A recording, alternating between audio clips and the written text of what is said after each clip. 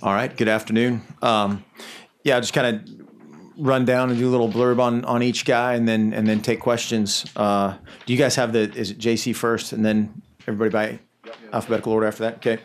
Dominic Harrison is a kid that's already on campus. Really fast, physical, great transition, back pedal, lateral movement to full speed is excellent. Coached by Alonzo Carter at Contra Costa College, a guy that has been a East Bay high school coach for a long time, a guy that a ton of us have known for a long time. Really likes this kid and has already, during this time when we can't be with our guys and watch them do one-on-one and 7-on-7, he's a guy that has already made guys like Marcus and a couple other guys come up to us and say, hey, wait until you see this guy. So really excited about him. Telly Lucy, Hanatelli Lucy is another junior college player from CSM in the west side of the San Francisco Bay Area. Brett Pollock and Tim Tullock, kind of guys that have coached again there for a long time, along with Larry Owens, guys that have produced a ton of players, and just love Telly's everything. His feet, his finish. He's passing game, run game, a very polished guy, a physical guy, somebody who should come in spring practice and be an immediate high, at least put things in a highly competitive situation for a couple of open spots there. And really like just his presence. Ditto for Tui Talia, same kind of thing on the defensive line from DVC, Diablo Valley College, which I think is in Pleasant Hill, California, East Bay. Mike Darr, the coach there, again, a place that's had a bunch of guys, is a guy that just keeps growing and growing. He weighed in at 270 on his trip, but the last time we saw him, he looks great. Has put on some more weight, and will be a guy potentially, certainly as a defensive end, but maybe even inside at nose, moving around as our defensive line development and depth got a lot better today. One transfer I know we put on there was Johnny Reagan. Was coming from Cal, had the 1 year sabbatical to Cal, and then will be back and have to sit a year. Another kid that's already on campus and done a really nice job by all accounts of working hard and just his athleticism, desire, and everything that we liked about him last year has shown up. A really good looking kid. I think has the potential to play all four linebacker spots for us when all is said and done. But we'll see. And then on to the high school guys. Jalen Brown is an early enrollee kid from Mountain Point. I think is a guy that's typical of this class. A great kid from a great family that was a captain of his team with only 3 exceptions. Every other guy in this class was a team captain. Something that you can look for, at least a demonstrated kind of leadership deal. He happened to play on an undefeated state championship team at Mountain Point in kind of the South Phoenix area. Gatorade Player of the Year in Arizona. Really physical receiver, can really go up and get the ball with high, strong hands. And there's another guy, much like Harrison, that I was talking about earlier, is a guy that people just walk around the building. Hey, wait till you see this kid. Wait till you see this kid. And he's a hard worker, neat kid. Tanner Carew from Damien High School. Hopefully you never have to know his name too much. Being a long snapper, just do your job and get out of the way.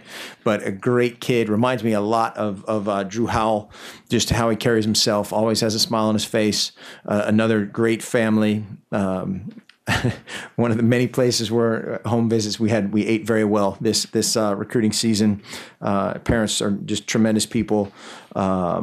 He was the greatest long snapper in the history of the world, according to Chris Rubio, who's kind of the national kicking and snapping guru these days. Tyrell Crosby from Green Valley High School in it's called Henderson, Las Vegas area, Henderson, Nevada. A guy that was a 3-sport captain, football, basketball, and track. Coach Greatwood and I had the chance the other day sitting with his high school coach, Brian Castro, to watch him play basketball, and had some dunks. I would like to petition the state of Nevada to instill the shot clock, because the other team went with the 4 corners, which I haven't seen that in so long. So they went it was like old school Phil Ford, North Carolina, 4 corners basketball. And He had some dunks. He's a guy with great urgency, power. I think has just a young body that really has a chance to grow into exactly what we want, a big, fast, physical, versatile guy up front. Braden Egert, same thing, even bigger at this stage. We measured him at 6'7", I believe is about just over 300 pounds, 305 on his visit, and is just enormous. As a guy that played both sides of the ball, offensively and defensively in high school, ran some guys down from behind. Same high school as John Boyette. Troy Mott was his high school coach. I think this guy, just with 1 year of development, strength conditioning, really getting in the shape of how we practice and how we do things, I think this guy's gonna explode. Royce Freeman, unbelievable. Great kid, great family, great player, team captain, broke Reggie Bush and Ricky Williams all-time section rushing records. Great hands, great smile. Just love everything about this guy. He's a guy that's been committed to us for a long time, and we fought off a ton of people that were beating down his door. And he'd call me periodically, and you always get a little worried and look down at the number and go, okay, great, here we go. And it was like, hey, coach, when do we have to turn in our essay for our application for admission? Or so it was always a great question about something that he was kind of ahead of a bunch of deadlines, and just again, just a great kid who's fast, physical. A lot of people are comparing him to Jonathan Stewart, and so we'll see, but really a prototypical big back type of guy. Dominic Harrison we talked about. Justin Hollins from Arlington Martin, same high school as the Amoko twins. This guy's probably more about 230-ish now. He's at least high 220s, 230. He's going to end up being something. I don't from a positional standpoint, outside backer, maybe move down to DN just as when he grows up. But again, a fast, physical, neat kid, great family. Parents are really neat people that, and again, I know I've said that already a few times, but every time we walked out of a home visit with the guys in this class, we all just kind of looked at each other and we're like, yep, that's our guy. That's, these are our kind of people. And that's something that matters in a big way. He was a sub 10.8 electronic 100 meters, that big and that fast. We'll see what that turns into. Glenn Iannacho, his brothers, two of his brothers, Duke Iannacho plays for the starting safety for the Denver Broncos, and his other brother they both played at San Jose State, and his other brother played in the NFL for a couple years. Just a great pedigree, really neat kid. Reminds me of a kind of a young Efo, just in his temperament, very quiet, humble kid who can bring it. Is a physical guy. He's not the biggest guy on the field, but he'll hit you. He's got great ball skills. A lot of people are recruiting him as an offensive player, which again, it's kind of pervasive through this list. There's a lot of guys that are recruited by other people on either or both sides of the ball. And Scott Altenberg and J. Sarah High School down there is one of the best schools in Southern California. He was the captain of that team that lost to Chaminade, I think. Don't quote me on that. In the championship game down there, but really, really excited about Glenn. Tony James from Gainesville, Florida.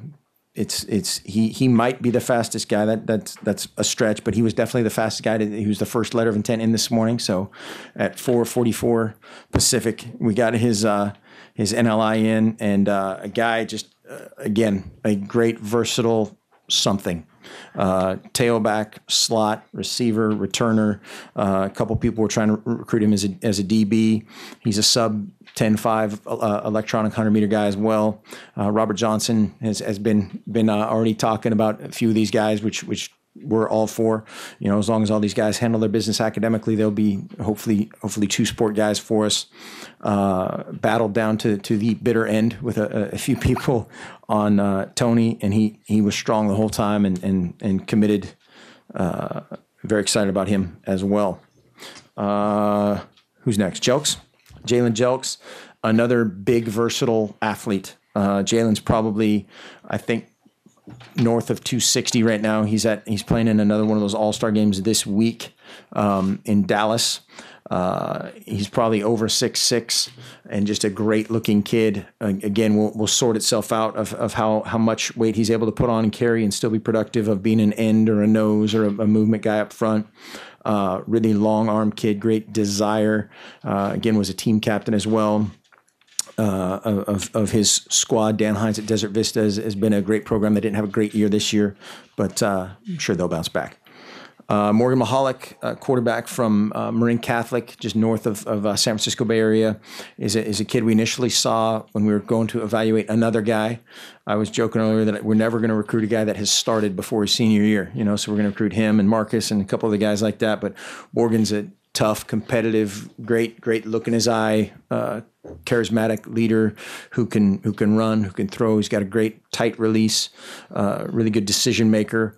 Has already shown a bunch of leadership just in talking and recruiting. This class has been a real leader on the recruiting front, from whether it's camps or the opening or all the things that these guys kind of cross over with, in addition to social media.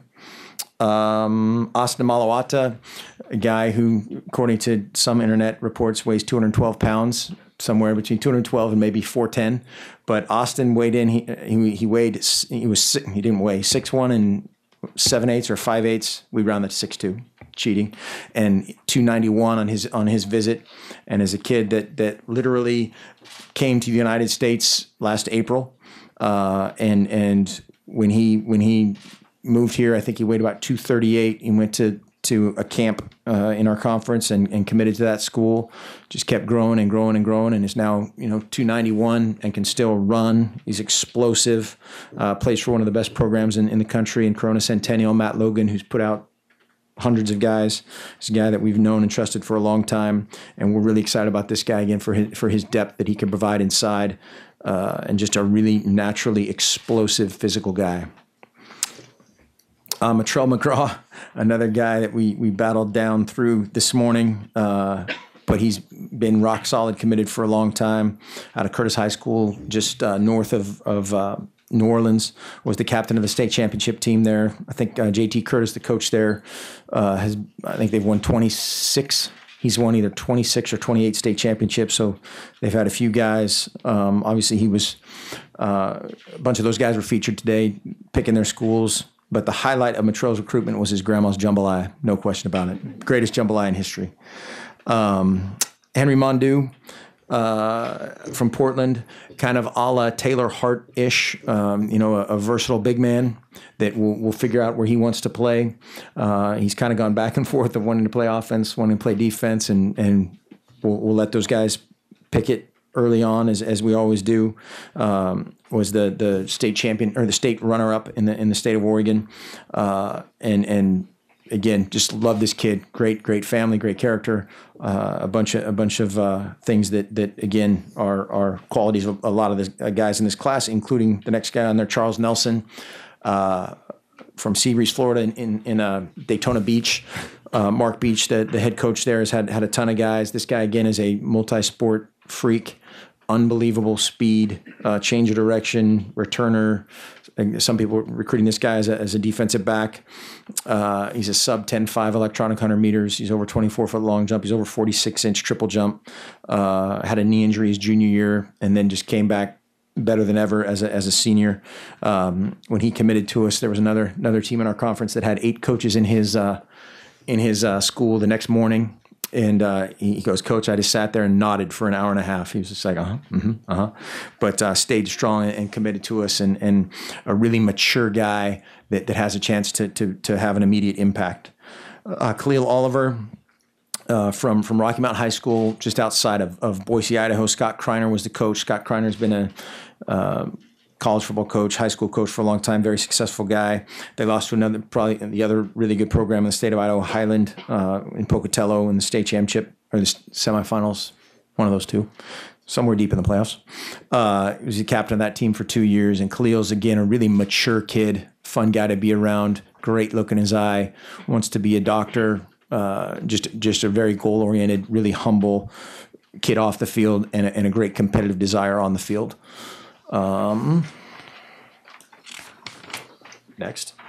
Arion Springs, another guy. I was just joking a second ago. I think he's going to take another official visit this afternoon just to solidify things. But he really has been, as far as our dealings, rock solid. And on all of his visits that he took was recruiting, for us. A dynamic guy, battled right down to the end with some other people on the outside, but he was rock solid to us the whole time. From San Antonio, he said he was trying to get some duck gear last night, but all the Duck fans bought out San Antonio duck gear, he said. But so that's a good problem, and very excited about Arion. Again, not the biggest guy on the field, but a physical dude, and then off the field, very very quiet, humble type of guy. Jimmy Swain, just Olathe North in Kansas.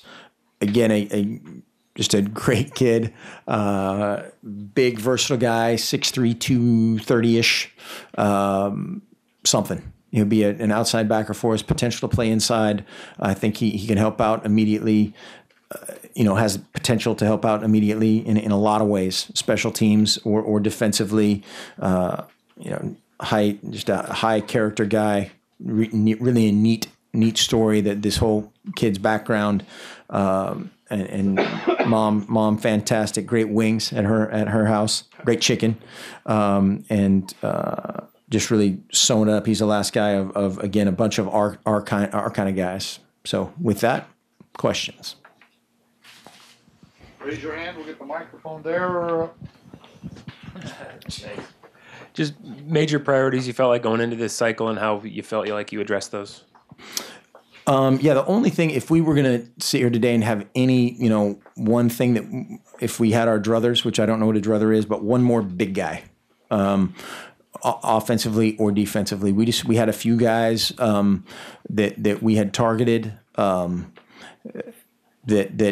for whatever reason either didn't work out from our end or didn't work out from their end, and then we had a bunch of other guys that we just didn't end up recruiting, and we'll kind of pocket that and go forward. But other than that, I thought, our defensive line, I think we addressed that really well. The other guy that's going to make a huge impact is TJ Daniel, moving him from offense to defense. He had an outstanding fall and redshirt year. And then the other big need, obviously, was defensive back, which I think we addressed that really well. Rick Morgan in the back. Last year with the change and transition as you took over the program, the recruiting was kind of catch as catch can. How did it go this year as far as organization? Did you change anything? Just speak to the process a little bit under your first year under full control. There's a few changes. I think just more of logistically and from an overall plan of things, we changed slightly. Our guys were in over 1,000 high schools in 31 states over the last year, and that's a ton of miles. And we tried to line that up and orchestrate that in as most efficient and kind of a manner as possible, because you're trying to target. You'd like to target candidate A for every position, but candidate A might be in Florida, and then there might be somebody else in Kansas, there might be somebody else in Arizona, and just try orchestrating all of that as best as possible. I thought our guys did really well. Jim Fisher, who kind of orchestrates our in-house logistics recruiting wise, did a tremendous job, and we'll find out here in a couple of years. AJ. Coach, you touched on this a bit already, but obviously very important how this class addressed needs. How would you assess this class as addressing your needs, and are there any needs that you still maybe want to fill in this class? The only thing, and again, it's not something that we're losing sleep over, is just, like I said, one more big guy, and on either side of the ball would be the only thing that we if we had the perfect guy that would have filled that role, we would have taken him and had a couple chances to do that. But the thing that you don't want to do at the end is stretch for a guy that doesn't fit for whatever reason. And there's a couple things on the horizon that may or may not happen, and we'll go from there. But I think all in all, we actually got one more guy than I think we all thought we were going to get about a week ago, and all things considered, we're really happy. Jake Zimmer. You mentioned with a lot of these guys, character and high character. Where do you guys prioritize that in, I guess, relation to talent? And can you point to a few guys maybe in the past in this program who have been high character guys that you think have maybe come in with less physical ability, but that high character has made them a better college player by the end of their career? Yeah, I think that there's basically one thing that we've added is we have basically an 8-step process, 8 criteria that have nothing to do with football.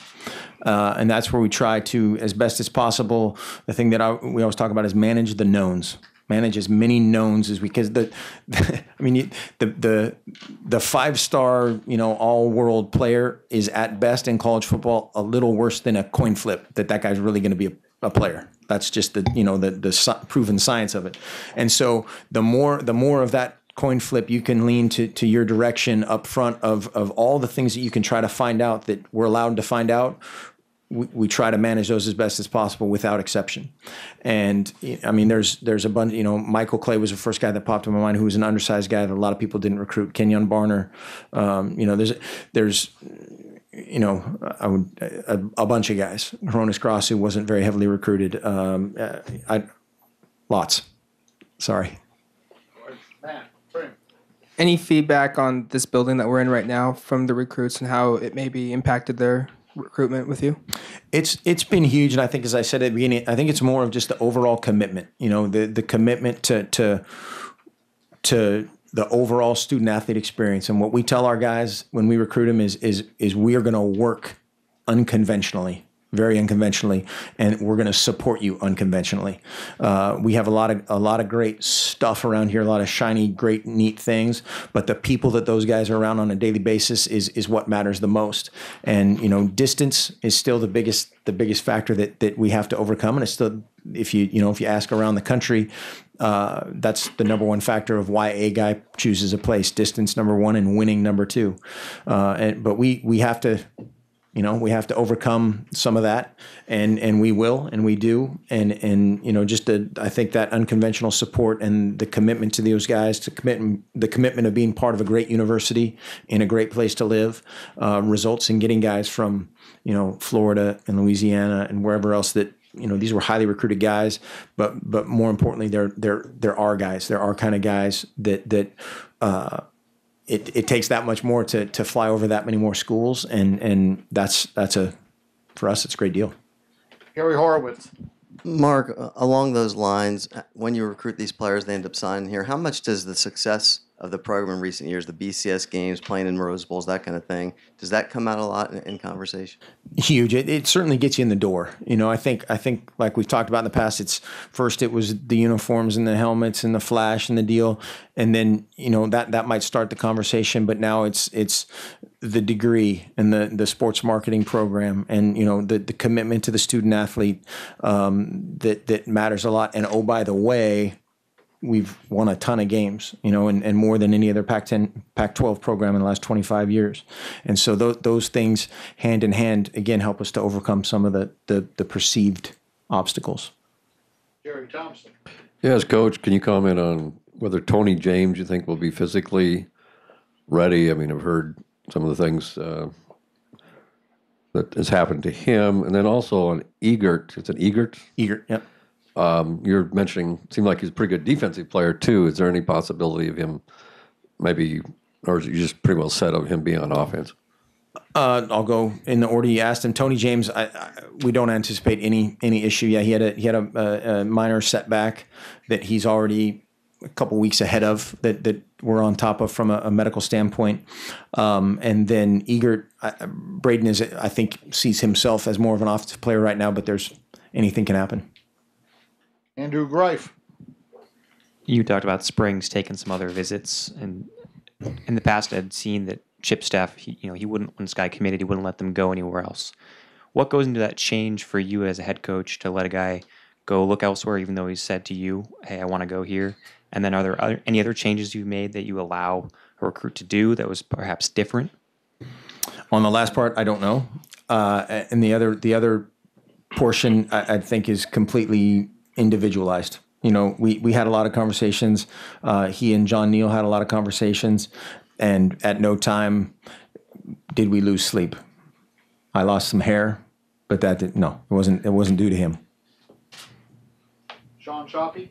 When you look at the list and you think about opportunity upcoming season as far as people maybe that have left the team, etc., obviously anything can happen in the camps and whatnot, but when you look at the list and you look at their size and skill set right now, which are the names that you would say these guys kind of have a chance of maybe making appearances in the starting lineup type of thing? Well, I think certainly the junior college guys, when you're recruiting junior college guys, there's obviously a need at that position.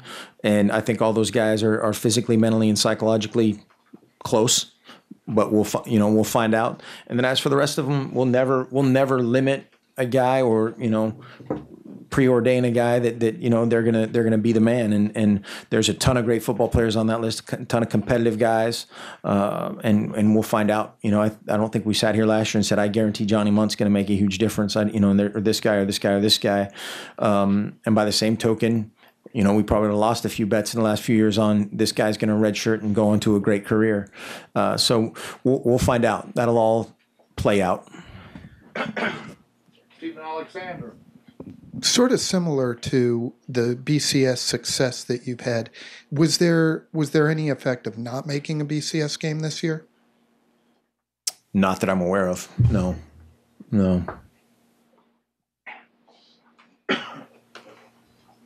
You talked about distance. How do you balance recruiting on a national level, but also staying to your local states, their areas in your region?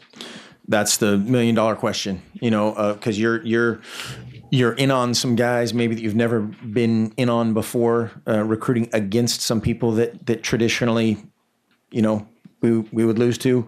But that's the great question, because you're trying to take a guy that's maybe 2 clicks better than the next guy, but this next guy's in Northern California or something, or whatever it is.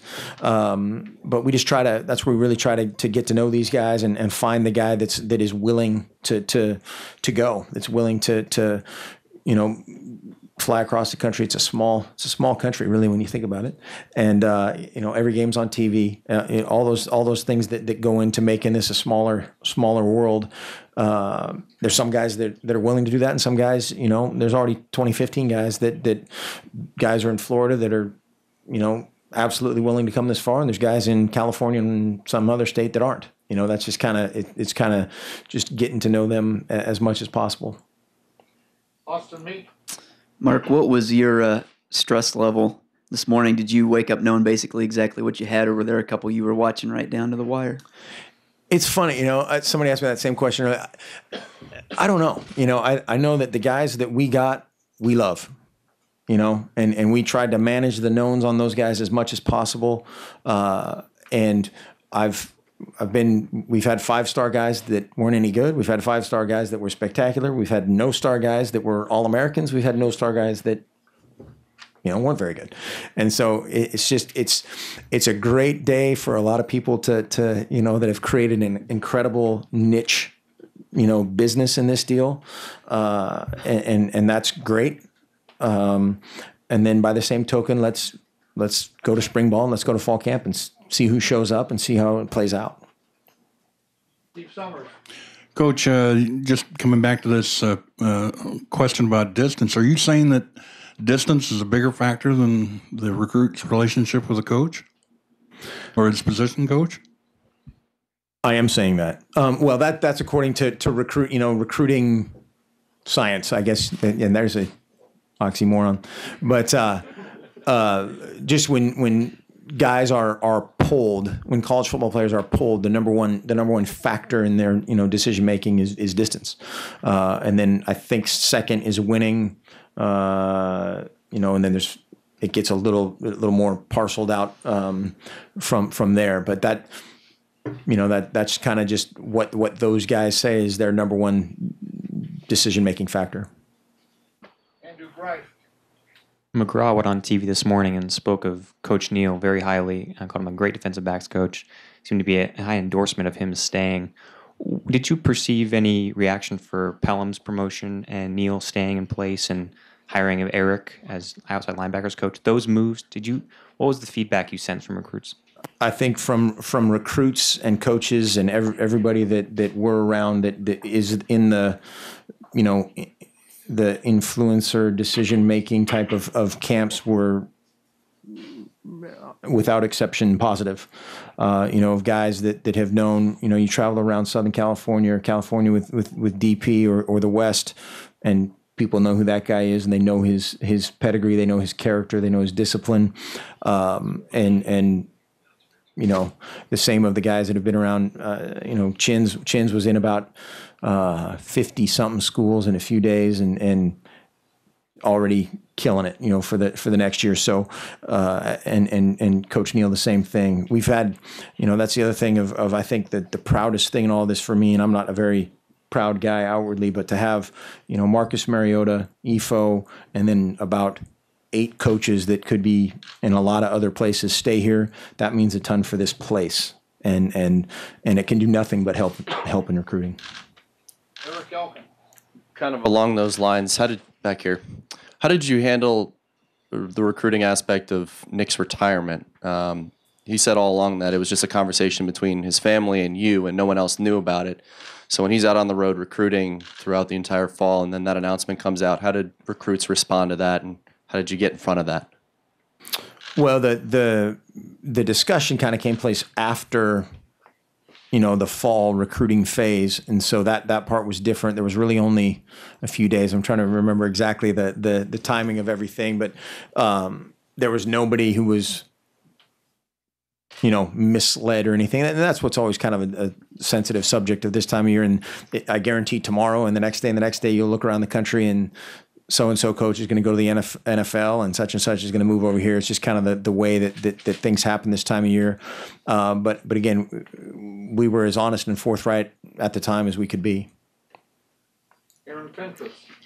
Coach, on paper, it would appear that the offensive linemen you signed are maybe 20 to 30 pounds heavier than most of the high school offensive linemen you signed in the past few years. Was that a conscious effort on your part to get bigger, or was that just a coincidence, just worked out that way, or what?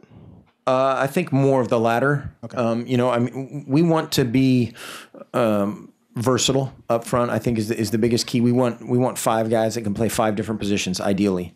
Because then you can put in, you can be interchangeable. You can get your best guy as the first substitute into the game, rather than your backup left tackle. He might be your 10th best offensive lineman if you have a backup right tackle, of down the line. But just trying to be more versatile. There were a couple of the guys that we were recruiting that were more in the 275-ish. Another guy was about 285-ish range, that you project to be able to develop. So I think it's just more of a law of averages thing happened. Jerry Thompson. Yeah, Coach, with so much exposure now in recruiting and the players, probably aren't too many sleepers, so to speak, anymore, Igor Olshansky's or anything. But are there a couple of guys here that maybe, a couple of players that as a coaching staff, you kind of think, wow, how come that guy wasn't more highly recruited? We really got one here that was maybe not so highly evaluated by some other coaching staffs. And does that happen very, very often, that there's some that you think you rate a lot higher than some of the other staffs?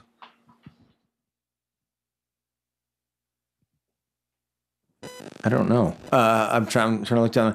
The guy, I think from the closest thing to that would have been Austin Malawata had he stayed committed to the place he was committed to before, just because of his, the circumstances of his moving to the United States 10 months ago. And that's obviously unique. The rest of these guys, for the most part, were pretty highly recruited guys. So I guess not too many in this class, but not impossible still. Jake Zivin. Mark, Royce seems to be a bigger back than who you guys have had in the program in past years, except maybe for Trey Carson, who's only here for a year. Did you want to go out and get a bigger back? And how do you see having a bigger guy in the system changing things at all? Yeah, we want to get, I guess we'd like to talk about the biggest, fastest, great version of, the ideal person, the ideal character and attitude that those guys bring to the table, and he's moving that direction. He's a big physical dude, runs heavy, but then still has the skill set to run out of the backfield and catch the football, to be a great returner, and protect and do some of the things that our guys do. But having a little bit more of a thumper absolutely can help you in goal line situations, short yardage situations, and just being a heavy changeup. Ryan? Mark, did you experience any deja vu recruiting Morgan, just with how it developed, and how much will being around Marcus for a year help his development? Yes, and a ton. It was funny when I first went to watch him, and no disrespect to anybody, I didn't know what either one of these guys looked like, just their facially. And so I went and watched these guys practice, and I assumed that he was the guy who was the elder statesman of the guys, and the guys that was being recruited at that time. And then it just kind of went from there. He came to camp and sat behind a great player in Jared Goff, who's obviously had a great first year at Cal from a statistical standpoint. He's a very conscientious guy, very smart guy, very competitive guy, and he's really excited to come in and work with and for Marcus, and be around a guy like that. I'm sorry, Matt. Do you see recruits maybe trying to commit earlier in the process than the previous years, and does that change the way you do things? It won't change the way we do things from a logistical process standpoint and how we evaluate guys. We might have to, as we've finished off this class, we've certainly tried to gun out and see more 2015 guys playing basketball or wrestling or whatever they're doing this time of year. But our process of evaluation of seeing guys of everything we do behind the scenes cannot and will not change. And we're going to miss on a couple guys because of that, and we are more than willing to do that. Any more questions? Up in the front, Andrew. What is the most important part of that process? I know you say it's like 8 steps, but is there a linchpin of that's the highest priority?